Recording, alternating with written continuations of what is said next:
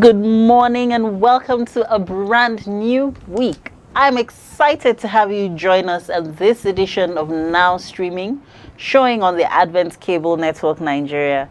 My name is Mojisola Olatinwa, and with me in the studio this beautiful morning are... I'm Hassan John. Good morning, Hassan. Good morning, I'm Smart Simon. Good morning, and welcome to the show this morning.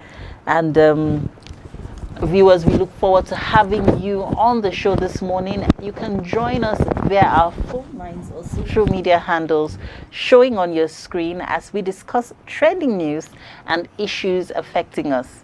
Let's get into the trending news of today, Monday, 25th of April, 2022.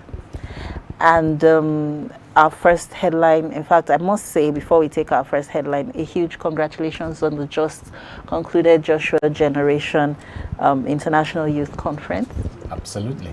That was a great move and very impactful. Amazing gathering of youths all over this country. From all over the country. It was a huge one. It was a huge one for Abuja. That's right. You know, I had people saying to me, not putting it together and saying, oh, there's this conference they're going to attend. And I'm like, okay. It's called Joshua Generation. I'm like, yes, I know about it. You know about it. Well, that's good. So. And you know, with all the security challenges in the country, they have all since returned. And absolutely. We couldn't hear news of anything bad happening. No. So God took absolute control. No. And we're grateful to God for that. Yes. And so on to our first headline. As a follow-up to the conference, the primate of the Church of Nigeria, Anglican Communion, His Grace Most Reverend Henry Ondukuba, has commissioned 8 strategic follow-up areas for the youth in a bid to set the youth to take over mountains of influence in the country. And I would go through the 8 areas in a bit, but I was really excited to hear that, because many times we have conferences, we have seminars, crusades, and everybody comes and learns, and there's nothing after. So it's like everybody just goes back, lives with the excitement and the hype of that moment, and then goes back and nothing till next year. The incredible thing about the Joshua Generation Conference is you can see that there's a think through the entire program and the project itself. So because of that, strategically, you can see what the primate did is just to make sure that soon after the gathering and the meeting and everything that has been done, the issue is what next. What next? So the action plan was already on the ground, and then you just fitted. The thing is, what is unique and exciting about this is that you see young men and women that are passionate about different areas and different aspects. Absolutely. And they just naturally just flowed into those areas because of the passion, because of the excitement, and then you are therefore certain that they own the project themselves. So it's not as if it's the primate somebody saying, imposing it on come them. in here, we need you to do this. No. It's just so you see that they own the project, they love it, and eventually, you continue to pray that they will leave it. And then it becomes part of either their careers or their hobbies or their commissioning, their missions and, their ministry, whatever it is. And it's so good. So let me quickly, you had something to say, sorry. I would like to say a big congratulations to the primate of our church and for successful hosting of the second edition. And congratulations to the youth themselves. Yes. This is the first time you're having a primate who is so interested in the youth. And so I want to urge the youth to really key into this. Absolutely. When you have a man in the helm of affair and he's willing to carry you along, this gathering is not like the AYF National Bible Study Conference, which is basically spirituality. This is a mixture of spirituality and other aspect of life that youth are interested in. Absolutely. Talking about football, talking about music, films, and all of that. And it is only normal that youth should key into what the primate is doing. He has given them a platform, including those who are interested to go abroad to study. Yeah. So this platform has been given to them. They just have to key into it and make good use of these opportunities. And I'm sure that sky is going to, it will not be their limit. And this is a time for them really to manifest. And so we have the 8 areas as being the mission engagement. That's missions to the nations, and there'll be training, a 4 weeks training with field experience, reaching out to unreached and unengaged people and groups. And we have as the anchors, we have Venerable Oliver Ofwebu and Canon Tim Olonode and Venerable Sunday Adipoju. Those are the team leads for the missions to the nations. We have intentional discipleship. I think that's one of my favorites, you know.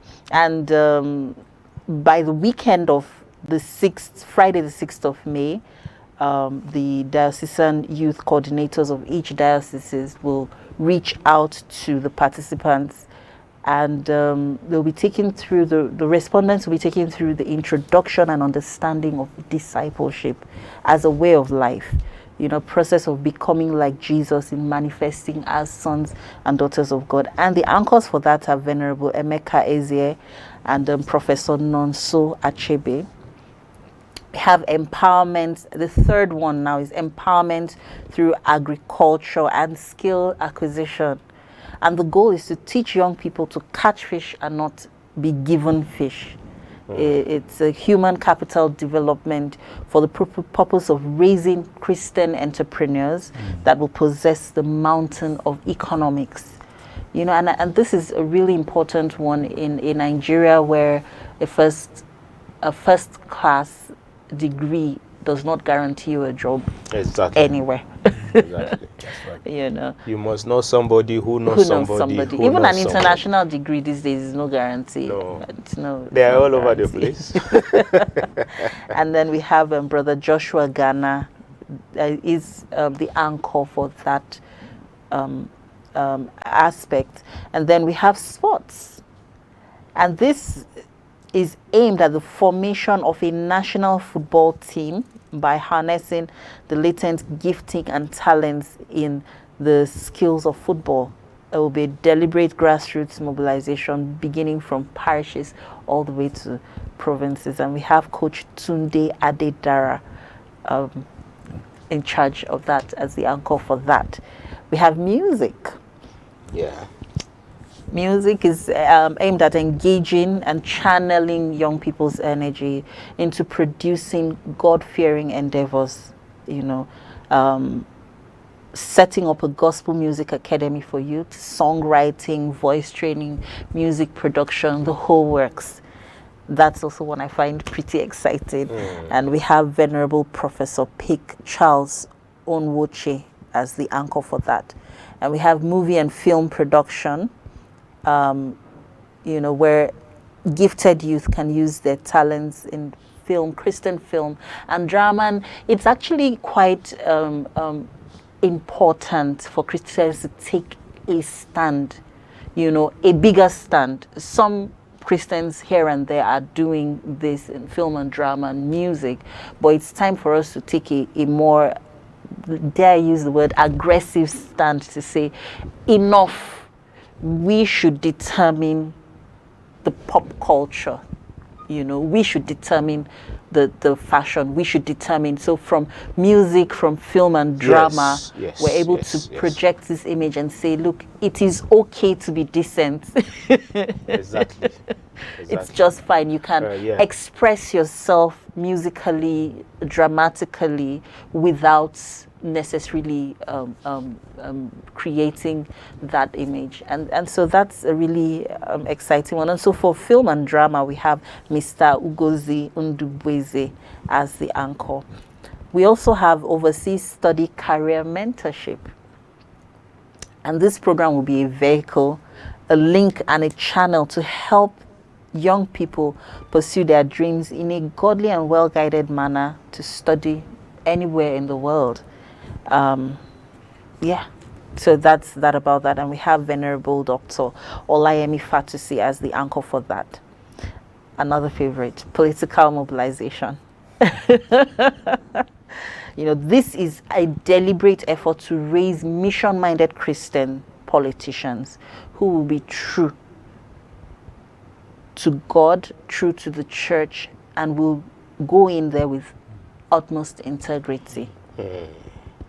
And these teams are setting up, and work is beginning immediately. So for anybody that wants to really key into this interest, into any of these areas, phone numbers have been shared, contacts have been shared. You could go on the websites, the Church of Nigeria website, and get these details. You can go on any of our social media handles and get these details, and go to any Anglican church basically and you will get these details. I think it's time for us to really take it back. Yeah, you'd have been complaining so much bitterly. We've not been carried along. There is no platform for us. This, and that.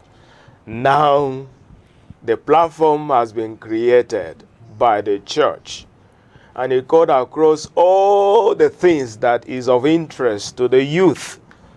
So it is time for them to make good use of this platform. Let them give themselves out and ensure that the effort of the primate is consolidated. I'm sure he will be very, very proud if he's seeing the youth making good use of these strategic. My thinking also is with this setup that we have, consistently. Or rather, the consistency and the development, if like Smart says, you have youths that are really, there is the commitment and the patience and the resilience, to come through, because our youths need to understand that these are structures that have been set, and then they need to kind of begin to walk along. It's a long-time project. It's not something that you can pop in today and hope that you can make it tomorrow or next. Especially, I'm saying that because if you look at all those areas, sports, music, missions, acting or films, politics, and these things, and this is it is a grooming. It's a grooming. So the plan, I would love, and I'm sure eventually it's going to happen, that we have it written out, in a booklet form or whatever that is circulated, document that people can see. Because now it is done. Now the youths are back. The issue is what next? What next simply means the signing on, the forms, the registration, the commitment, the explanation, the details. So there's a lot of administrative work to be done, a lot of work to be done, and a lot of also sieving again to be done, because some people will come excitedly and say, I want to do music. Then I really don't. Okay, let me jump to film. Okay, it doesn't work. Okay, let's go to football. But I'm sure there will be things in place for people like that. I mean, there are a lot of young people that really don't know what they should be doing. Actually, so that's the point I'm driving at. That at this stage again, a lot of our youth will need to be. You need to hold their hands, because we are growing. The nation has grown a generation of young men and women. Because of how bad things are, they actually also don't know what to really latch onto and what to do. So that also becomes another challenge. But we need to deliberately, harness and hold and encourage and continue to push. But I'm sure we will get there. I actually asked, and I was told over 38,000 were in attendance. Yep. So we had over 40,000 registering online, and we had over 38,000 actually attending from all over the country. And so far, we've been getting good news. as they've been arriving home. Yes. We've been getting good news, and we've not. It's incredible, and I must really give credit to the entire organizing team, because they worked for months and weeks and days and hours round the clock, to organize, to coordinate the logistics, the sleeping, and all these people were fed free. Yes, the food was hot. I don't know how. I passed by the kitchen, and it was a factory. You passed by me, I ate. It was a factory. You could see the food being churned, and everybody got there. And the spirit of volunteering was beautiful. Yes. No, this coordination, from the technical to those that are assisting, to those that are coordinating, to those that are guiding, to those that are checking the security, and everything just went like clockwork. There are little hiccups here and there. There will be, definitely, but it was amazing. I think we must say well done, everyone. You did a wonderful job. We thank you so much. Thank you so much. So still talking about youth, we have ASU. They're still on the matter. And they're faulting the federal government's negotiation, and they're saying they may continue with the strike. They said they're condemning the federal government's handling of the negotiation on its demands and their nonchalant attitude towards the strike. It's in its 10th week today, and it's supposed to end in 2 weeks, but they're saying they might extend it further. Yeah, well, I think ASU should know by now. How it's an old trick that has been used by different regimes till today. So ASU should know the government by now and how they respond to things like that. So, but then federal government is saying, the federal government is saying that it depends on ASU. The ball is in their court. Yeah. They should go and meet the Benimi Briggs committee and look at what the committee is doing, make further input so that the work can be That's the point I'm making. I don't agree with what the federal government is saying. You don't agree? The point I'm making ASU obviously doesn't agree either. The point I'm making is that the federal government has used this trick before. The idea is, at the end of the day, they'll throw the whole thing in the court of public opinion and hope that parents and society will put pressure on ASU and get them to capitulate. And then, out of the whole list of their demands, then they just get a certain percentage assented to, in quotes, and they hope that things, it's just the nonchalance and the commitment, or rather the lack of commitment, and taking the issue of education in this country to the level of importance that it ought to have had. That's why this is playing out. For me, I want to join my voice with that of the civil society organization to call on the federal government to please resolve this issue. They should stop saying ASU know what to do. They know what to do. They can't pay themselves. ASU is under the federal government. The federal government is the one regulating and financing the tertiary education in Nigeria. They control everything. And if ASU is saying there are certain things we must do in order to get things right, and then you're not taking any action, I don't think it's the right thing to do. Because this money that we're saying is not there. No politician have resigned that there is no money in government, so I'm resigning. So which means money is somewhere. No, we know there's money. There is money. There's money. When we see trillions on papers every day. In 2008, I was in Nsukka, UNN, for clergy conference. And I look at how dilapidated the hostels are. How many years ago? 12? Yes, about that. About 12 years ago. So dilapidated. The bathrooms. If your soap falls on the ground, you cannot, you will not have say the goodbye courage. and move on. You will not have the courage to pick it because germs and everything is everywhere. And these are the things that we're saying. Work on it. Make it look better. You know why Nigerian students will do better when they are in other countries of the world is because there is conducive environment for learning, and then you see them excelling in their academics. But here, so things are so difficult. The lecturers themselves are not properly paid. You see somebody who is taking an elective position today being paid higher than a professor who has worked all his life, studied all his life to become professor, and is there to train our children, and is paid a piecemeal, and all that. It's not fair. You know, the country lives, especially the politicians and the political structure lives on this power play. Now, the common sense, and I'm sure it was, I think many years ago, it was suggested, these universities need to be autonomous. The NUC needs to be an independent organization divulged from the government, just like we were crying about the judiciary. But because the president wants to be the one in charge, he wants, it is on his beck and call, and everything has to come from ASO. It has to come from the federal structure.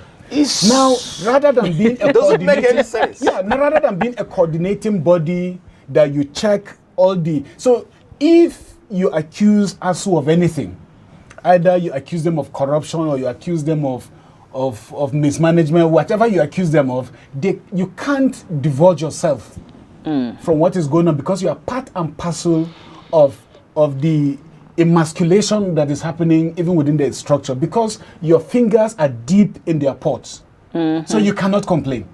So the point I'm making simply is this, that we have come to a point in our development in this nation that the government must begin, it is a must that it must begin to pull its hands from areas like sports, education, the judiciary and everything, because that is what sensible, advanced countries have done many years ago. Exactly. Now they bring a counter to say, but if we do this, you know, they I think, what were those unnecessary excuses that the government has given in the past, that you know, they need to control the education.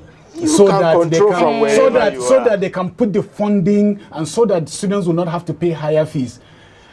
How much are our students paying now with the kind of fees? Remember, they're already paying fees anyway, but how much are they paying now with so many years of watered down education that does not qualify them to do anything? A lot of parents now prefer private universities. How much do they pay?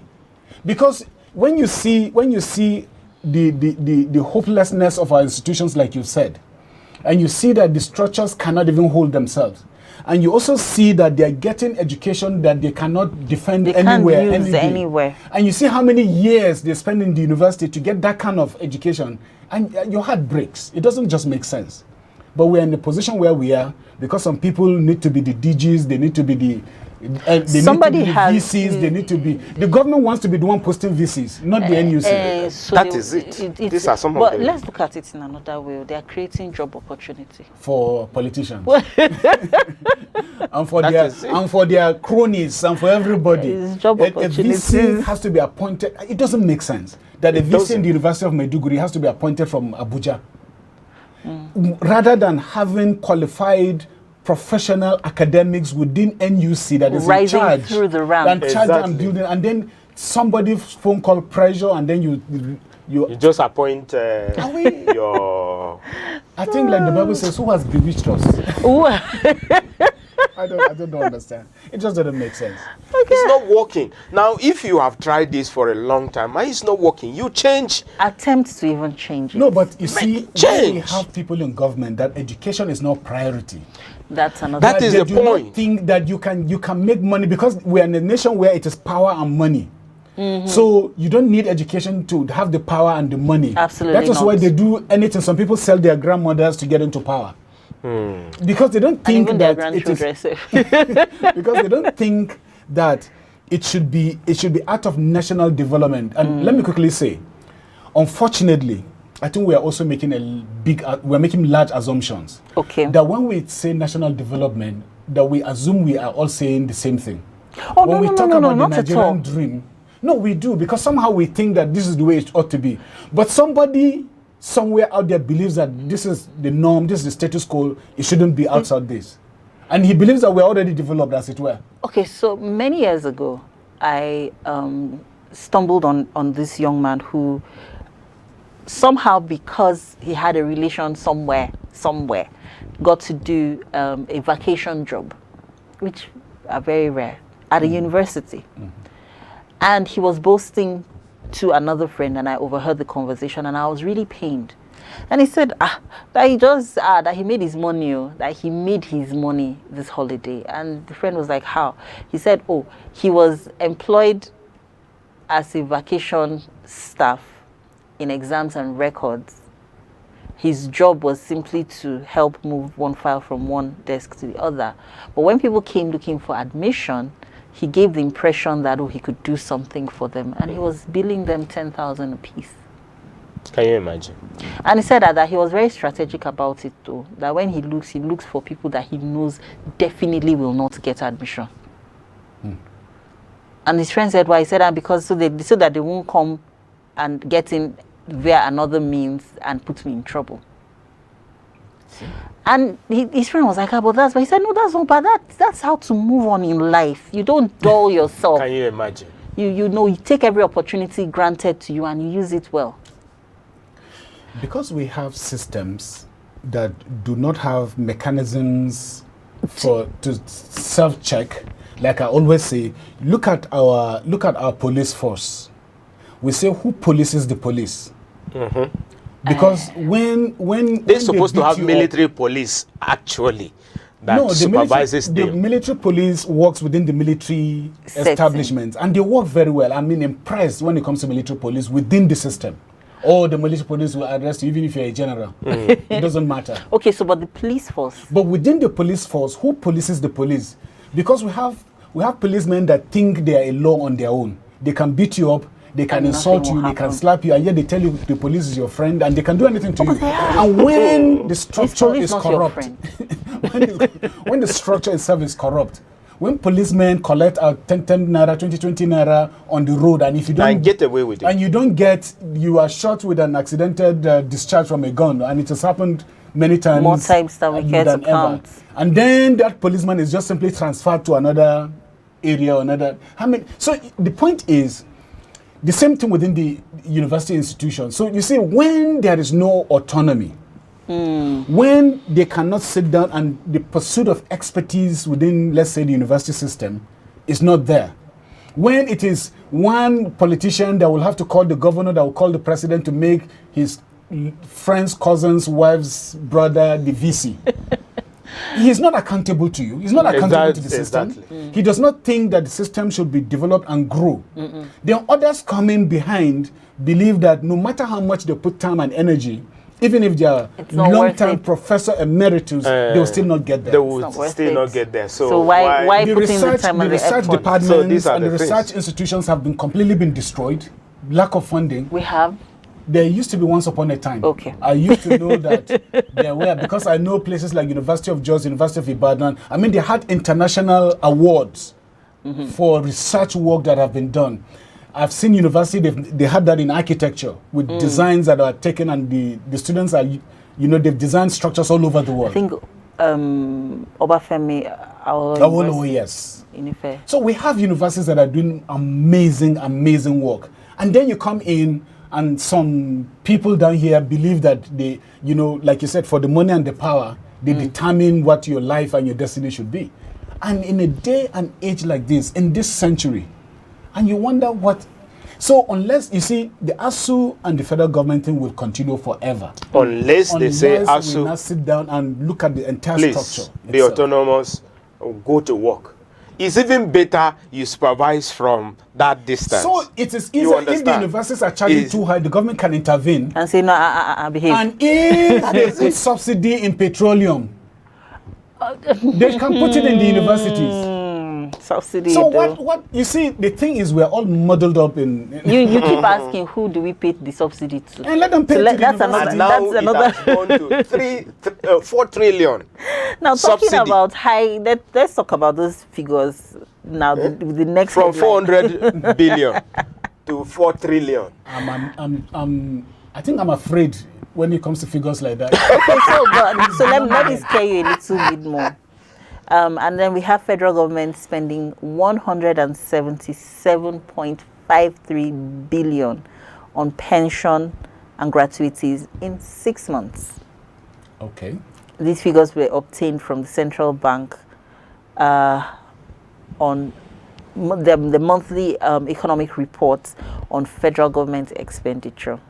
Okay. So 88.67 billion was spent in the third quarter of 2021. Yeah. 88.86 billion was spent in the fourth quarter.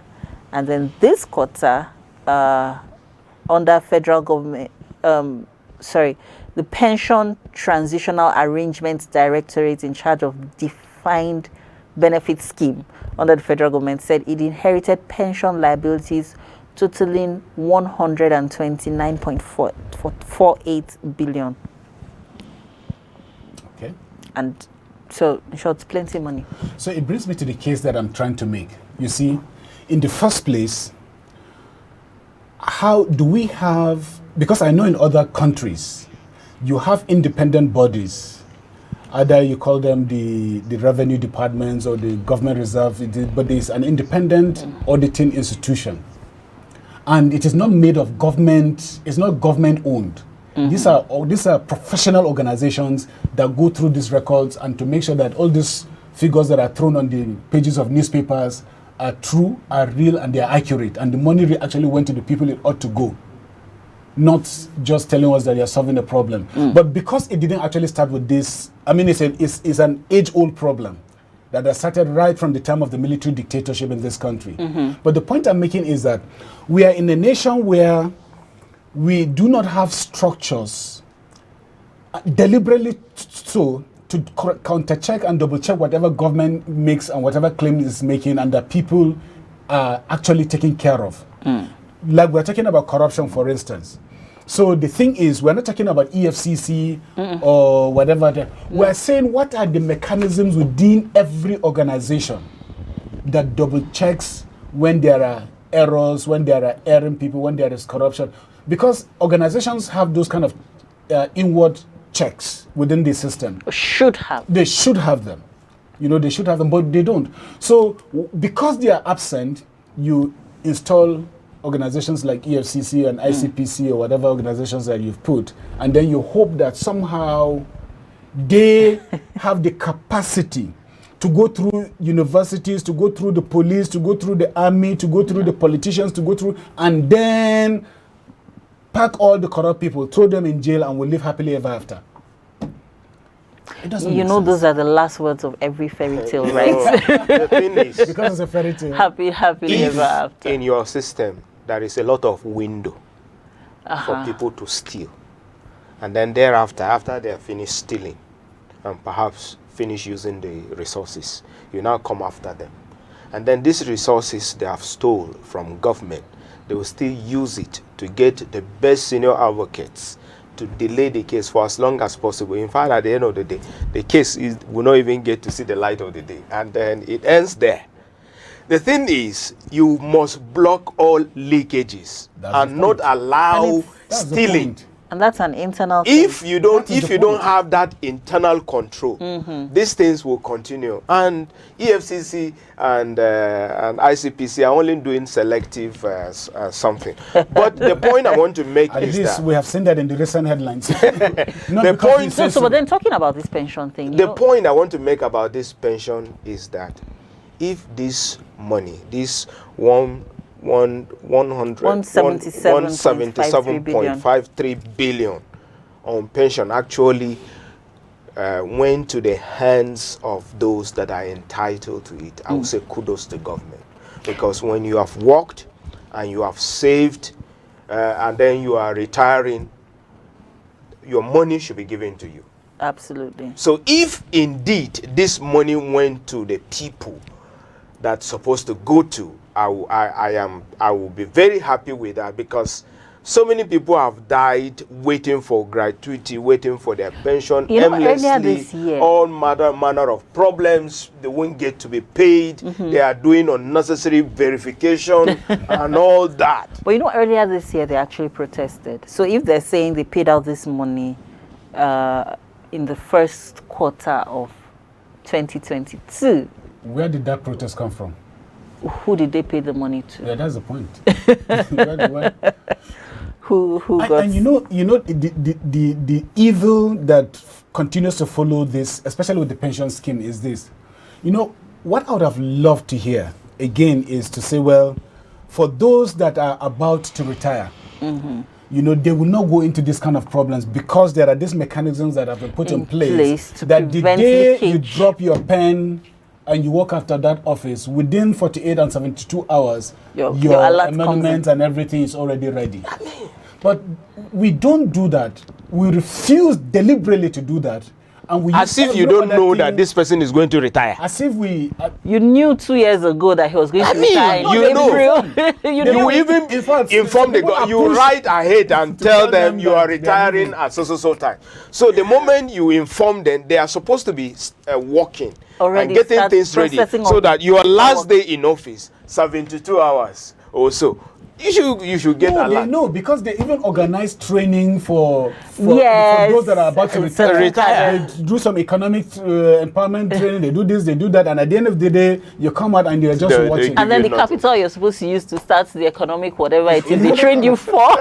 Let's be fair. I know there are some organizations that have done this and they've been able to pay the retirement at least a few months after the retirement. Awesome. I've seen some of them. And I can mention, I think, the teaching hospitals. Oh, awesome. The federal teaching hospitals. I've seen cases like that, and they are amazing. They've done great work. And there are other organizations too that have done so. But the point is, we're not saying, what we are saying here is that let it, again, coming back to the structures that will build, that will hold the development of a nation. Not the things that somebody will come into office because he wants to prove that he has succeeded in office, so he brings this scheme, he brings that scheme, he tries to solve a problem, and he lives as a hero, because, you see, it's just like these ones that we do about governors and federal government building roads. And the president and all governors will want us to clap and celebrate them because they've built road and they've built railways. There is nothing fantastic about it. No, what is their job? That's the job. That's the issue. That is what we hire you to do. And the thing that we must agree and celebrate because you put railway that goes from Kaduna to Abuja or from Lagos to Ibadan and everything, and so we should be happy and we should celebrate you. It doesn't make sense. That is the only connection. No. It doesn't make sense. From federal capital, the only connection you have is Kaduna to Abuja and no more. No, national development means that the road infrastructure must have, it's already been budgeted. It's part of a national development plan. The revenue you generate already, the networking and the tributaries to those areas necessarily needed to have been in place, and they used to be once upon a time. Let me say, by the way, they used to be. It's not as if we're saying anything new. We're saying if you go back to this country in the 60s, 70s, and early 80s, those structures were in place. Then we had permanent secretaries, or they called them super permanent secretaries in those days, that they had these things in place. So you didn't need to fight for anything. Now by the time the structure collapsed, although we're blaming the Babangidas, the Abachas, the Shagaris and everybody, we're blaming everybody, yes, because we love to blame We need somebody to blame. Yeah, but you see, the point is, when you say you want to come into office, now that we're going towards elections, when you say you want to come into office as a president or as the governor or whatever, what did you think you're coming to do? Because you're only coming to do what your predecessors have done. You promise people that you bring light to their town. You promise people you make roads. You promise people and so forth. And that reason they should vote you. That is a nonsensical thing to do in this day and age. Because the job of government is to provide these amenities with the taxpayers' money. Exactly. That's why we pay taxes. But we make it a political thing. And now the posters are out. And look at those. Let's not even go there. Okay, so still talking about elections.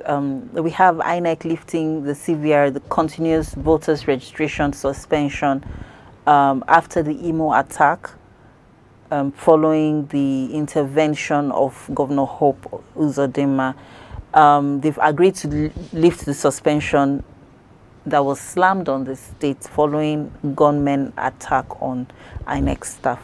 And so CVR registration in Imo State commences on, today, Monday, awesome. April 25th. I hope Thank God for that development. Yeah, it's a good development, but we hope that whoever is going to work in Imo, that will be security to secure yes, them. because that is the most important thing. wherever they are going to work, they must set the office in such a way that INEC staffs are protected from security. They have to be You understand? So when you set an office where you come, you have to go through security check, go in, do your registration and all that, and go out, another person comes in and all that. That would be good. Otherwise, we'll be putting the life of these staffs at risk. Again, sir, you see, this is again maybe I'm over my head on some of these things, right? These things can be done online. People don't need to. You see, you create problems for yourself, and then you now want everybody to come and solve it for you, and you put money to solve the same problem. Now So this is the problem. Now they say you can do it online, No, but you must go to the office to complete. So to complete your can't registration. start, but So- you can't finish it online. But But what I think I what don't think he's trying technology to say is, that we have now has gone past that. Yes. Joshua generation, for example, you didn't have to have contact with anybody for your Anybody. registration. Yes. you did You didn't everything. have That's- you contact with needed anybody. Your ID card to the venue was in your hands by the time you arrived. That was what the Joshua generation and 38,000 people. Yes. Amazing work. understand? Amazing work. Now this is You get church your pictures organization. attached where it is, you upload, and then With your phone, that is with your it. smartphone. Exactly, There that was all there that are you need. organizations like in fact a lot of registrations you do online. The Totally. face captures there. You see, the issue now is this: it's either we must agree that our personnel or the institutions are still backwards when it comes to technological development Obviously. in terms of accessing and admitting this, because if you have a thumbprint, or let's even do the facial recognition, let's not even go to thumbprint, but let's do the facial recognition. Exactly. The equipment are there, and they are not even expensive, that you can get them any day, anytime, anywhere. Facebook uses it for all of us. Because if anybody takes your picture and uses it anywhere, your Facebook alerts you that your picture has shown up somewhere in a crowd, sir. Exactly. I have seen that many times for my picture. Some billions of people. Exactly. So you can't say the technology is not there. You can't also say that, the thing is this: when you do not develop your nation, and you do not develop your universities, and you do not develop the capacity of the people to develop your nation, you will always be backwards and be get doing this kind of thing. Because these are things that young boys are doing on the streets. Our universities have computer science departments. They have all these things. And some of those boys Are you are telling me? hot. They are hackers. They are Yes, hackers. yes. They are able to do that. And you are wasting that resource, and you're coming to run into unnecessary problems that you don't need. You And have to exposing people's- go there physically. And stand and smile. Say cheese. For God's sake.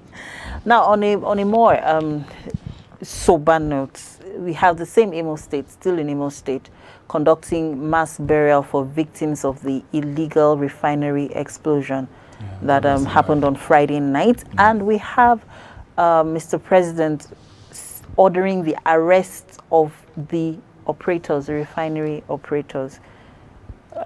He doesn't need to say that. Normally, the people should be arrested. Over Of 100. course. Over I know, 100. he doesn't. This is not news. Why should he just wants us to know that he's doing something? Look, the fact is this: the issue of illegal refineries is again another matter. Yeah. People have been roasted on our streets many times over. The issue is, we still come back to the issue is how, like my brother here, Smart, said, what are those checks that you block all these things and you make sure it does not happen? Make sure it does not happen. Right from the beginning, rather than just now throwing the sympathy and showing condolence and everything, 100 or more people are dead. Burnt beyond recognition. That's the point. And Because somebody somewhere refused to do his work. That illegal refinery has been there. And everybody knows And it's people there. are aware, Government including knows security it's there. agencies. Everybody knows and it's government are aware. They did nothing until people die. You are now ordering for arrest. Of which Arrest I don't for know what? why. What I should you're have ordering. heard is the sacking of the police commissioner in that state, and the sacking of the people who are responsible.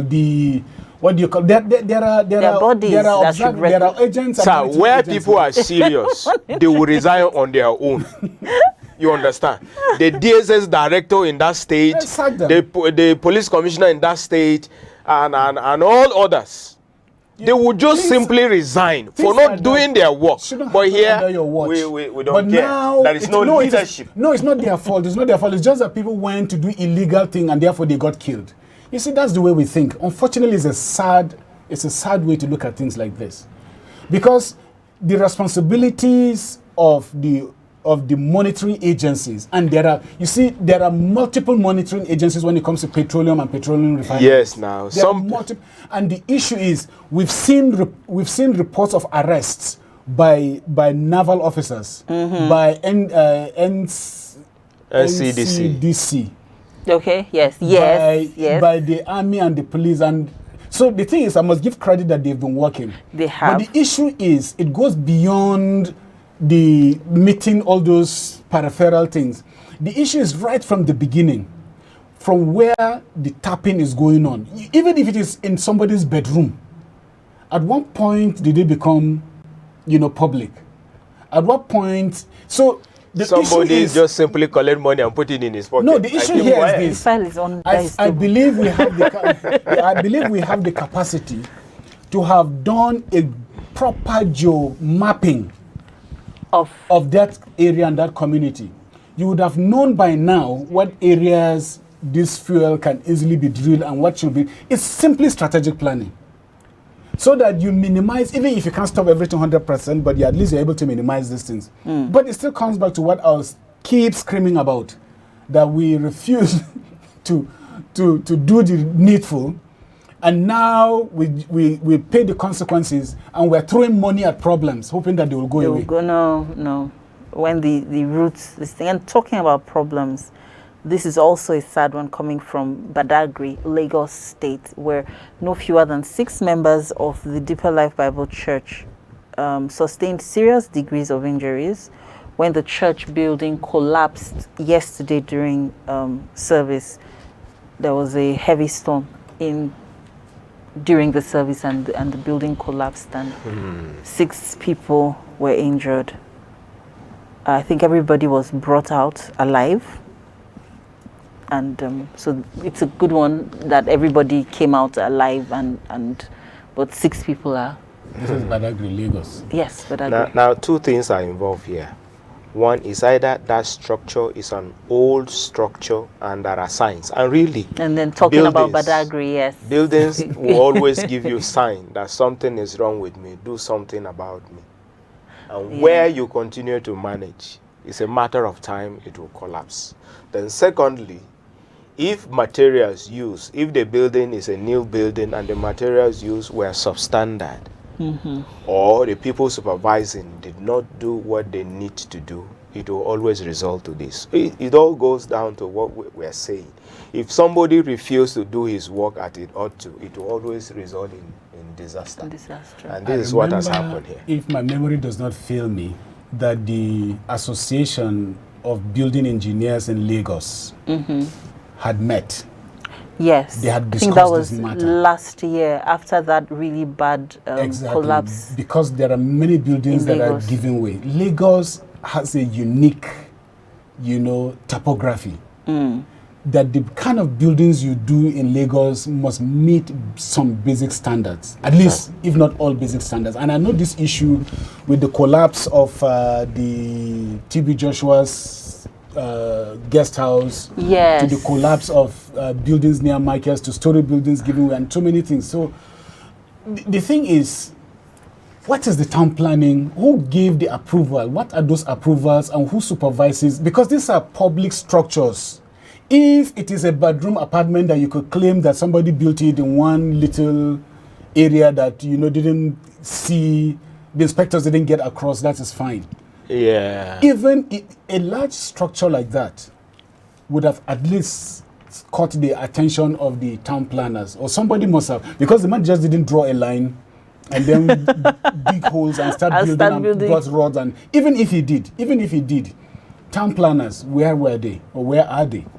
Lagos is not the only. That's not the only problem in Lagos. It's all over the country. All over the country. It's all over the country. It's all over the country. Some states get away with it because of the nature of the of the environment and the land and everything, because you could do that kind of a building, let's say, in Zaria or in Gusau or in Sokoto, because it's dry. Yeah, nothing will you know, so you really wouldn't worry too much about meeting certain standards. But Lagos is consistently waterlogged. The ground is consistently soft. You need to dig and excavate, you know, the sand in some of those areas before you even begin to fill and before you do your foundation. And a place that you bring the public, I don't know. Well, somebody just simply collected money and put it in his pocket and kept quiet, and their lives were lost. Well, so whatever the issues are, again, nobody will get sacked for this. That's my point. Exactly. Nobody will resign. Get a query. Because nobody will resign either. If the person in charge of buildings in Lagos, you know, gets sacked for this kind of thing, or I'm sure resigns, the next time any Oga comes in, he'll make sure that all those boys are on their toes. And if one of their boys collects this thing, then by now he should be in jail. And then we can now have sanity. And talking about sanity, we have the National Drug Law Enforcement Agency foiling the attempts by a Brazil-based drug cartel to smuggle substantial quantities of cocaine into Nigeria. Class A, they concealed it in tea bags. Wow, that's scary. I took tea this morning. Well, you never can tell if this is spilled into the... I mean, it's scary.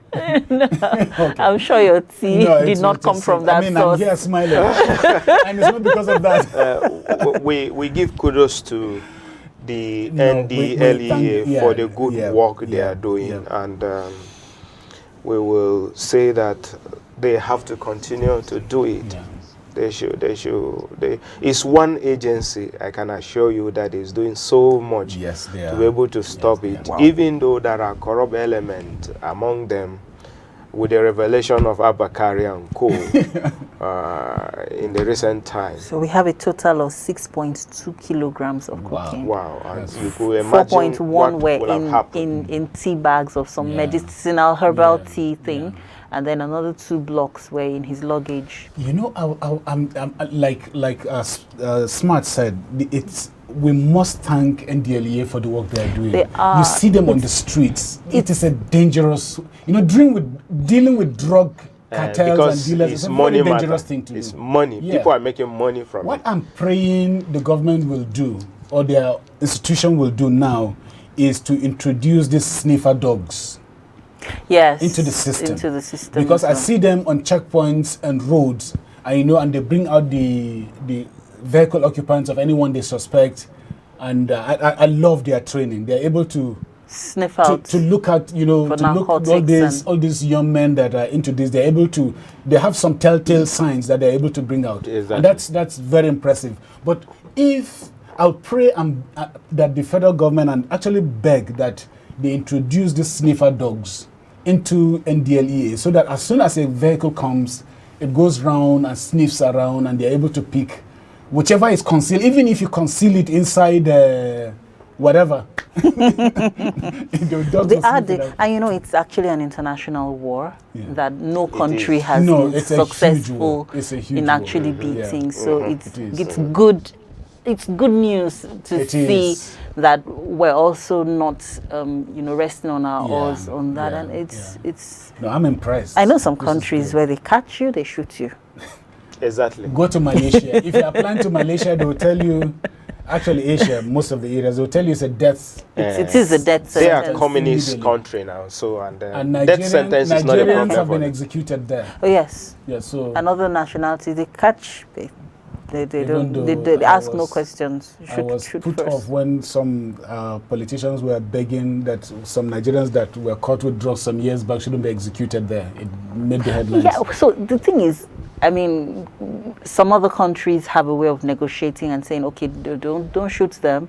Let them spend a certain number of years and then come back and complete a life sentence in our country. Of course, by the time they come back, anything happens and all that. So we've had those negotiations. They knew what they were doing when they got into that crime. They know exactly. Some didn't know. Help me give it to my brother. So they said, please don't give anything to anybody. Always very few. The percentage of help they give to but those my ones, brother the agencies are able to know to recognize them. They're able to recognize if you are not that you you won't be penalized. But at least they know that you are just a carrier or a victim. So they know that one. So in short, what is the takeaway? Be careful. Be careful. Don't go to airport and help somebody If you to don't know carry. the maiden name of the person's mother, do not help. Don't Even if collect you do, anybody. Just Don't collect travel, anything. you're on your own. Carry your bag. Exactly. Give my sister Omo. We just have this apple that we did. She says she loves Eba. Please drop this garden for her. Drop. No. Yeah. No. So now let's take this foreign headline. Boris Johnson hails Macron's re-election as France's president. Yeah, he's won for the second time. So congratulations. Yeah, that's a good one. And this is a young man who came up at 39, formed a new political party, and then he was able to overturn the older political parties that are there. And now he has been re-elected again. This is by the way, his re-election, it has not happened in the last 10 or 15 or 20 years that a French president gets second tenure. Okay. So he has broken the jinx again. Okay. So on many levels. Now, this is where young people in our country should learn from. You must not go to APC and buy form for 100 million or PDP and buy a form for 50 million. You can go from a party that is unknown. If you know what you're doing, you have your ideas. And then the percentage of the population is basically young people. Mm-hmm. At least, if I am not mistaken, 60% are within the range you will call young people that are strong and agile, that you can sell your idea to. And if you have something, people will vote for you. And this is what this young man has done. Still in his early 40s and has broken this gene you're talking about. Yeah. So we should learn. This is how politics is done in Nigeria, but you see, in other countries of the world. For Macron, to his credit, he is now one of the big voices in Europe. Yes. You know, I think it was suspected at some point that he was going to take over control from Merkel before she retired, but he's a force. He is a force to reckon with. And we have a lot to learn. Yeah, we do. So much. We do. And on that note, thank you, viewers, for starting the week with us. Thank you, gentlemen, for a riveting conversation this morning. We hope to spend a little time with you, our viewers, every day for the rest of this week. Remember, now more than ever before, we need to arise and choose what happens in the next 4 years. If you do not have your voter's card, registration has started all over again and is ongoing. Take advantage of the opportunity to register and be prepared to actually vote. So start thinking of your candidates now. If your vote doesn't count, it will not be bought. Be vigilant, be alert. If you see something, say something. But above all, remember, God is our refuge and strength, a very present help in trouble. Put your trust in Him. I am Mojisola Olatinwo. Have an amazing week.